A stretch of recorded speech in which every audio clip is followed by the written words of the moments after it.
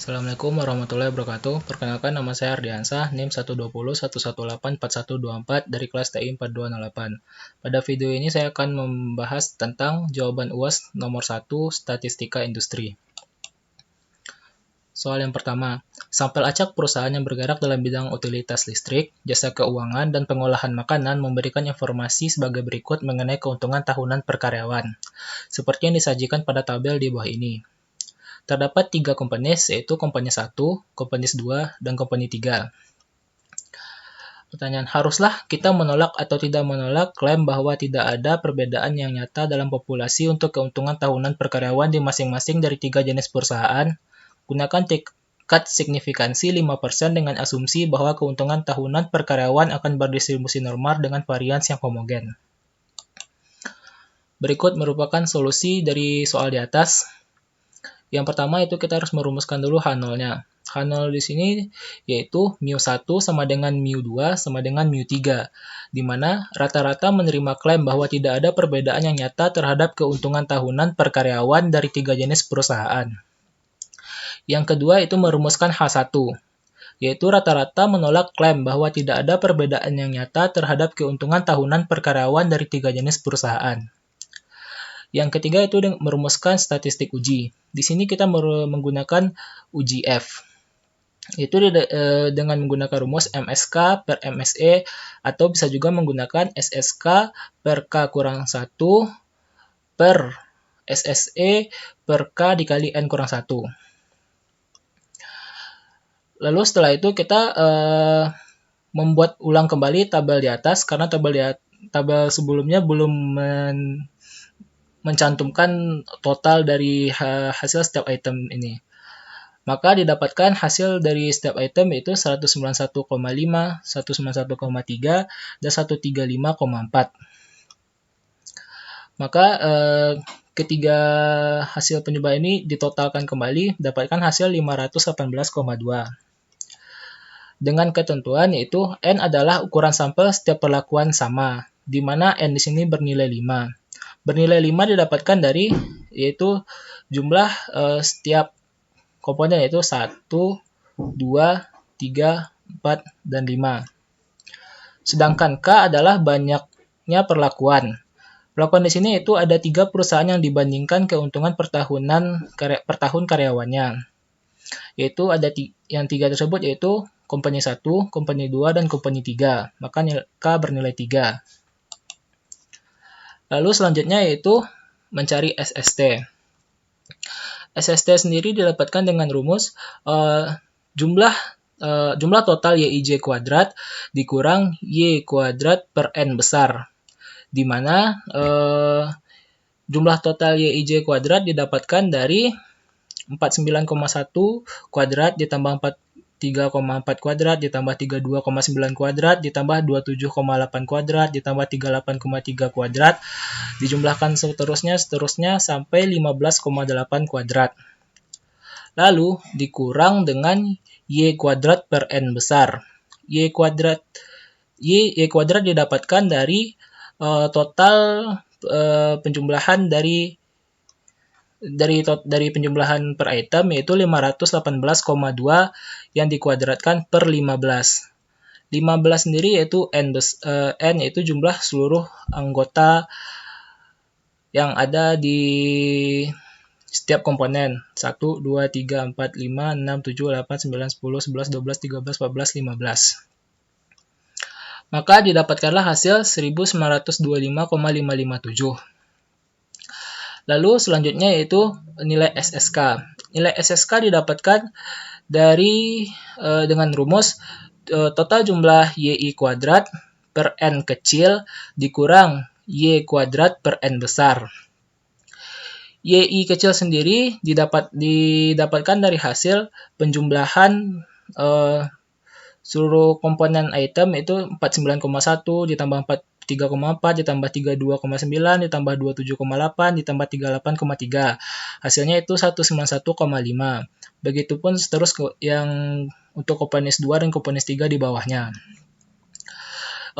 Untuk mencari YI kuadrat sendiri yaitu 191,5 kuadrat ditambah 191,3 kuadrat ditambah 135,4 kuadrat per 5. Per 5 sendiri diambil dari jumlah setiap item, yaitu 1, 2, 3, 4, 5. Ini merupakan, yang kelima ini merupakan n kecil.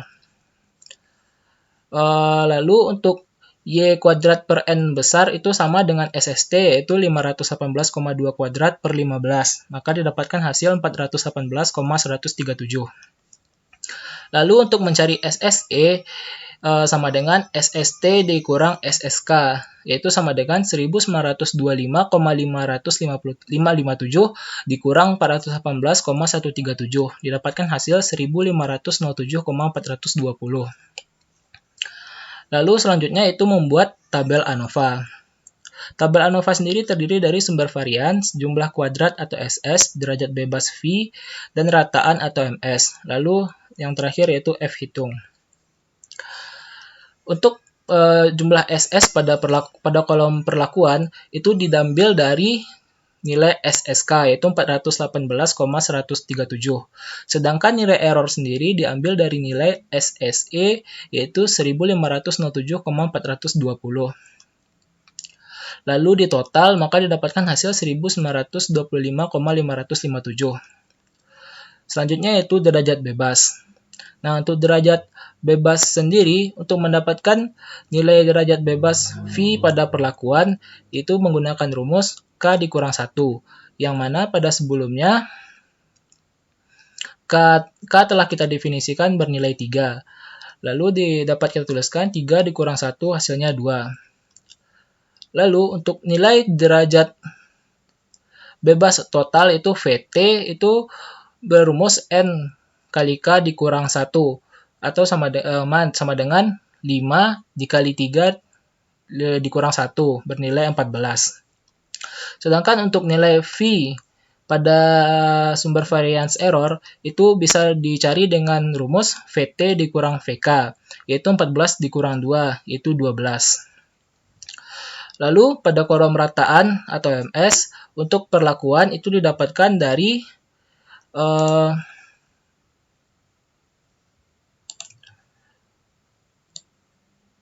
SS pada kolom perlakuan dibagi derajat bebas V, maka didapatkan hasil 209,06. Lalu untuk di kolom error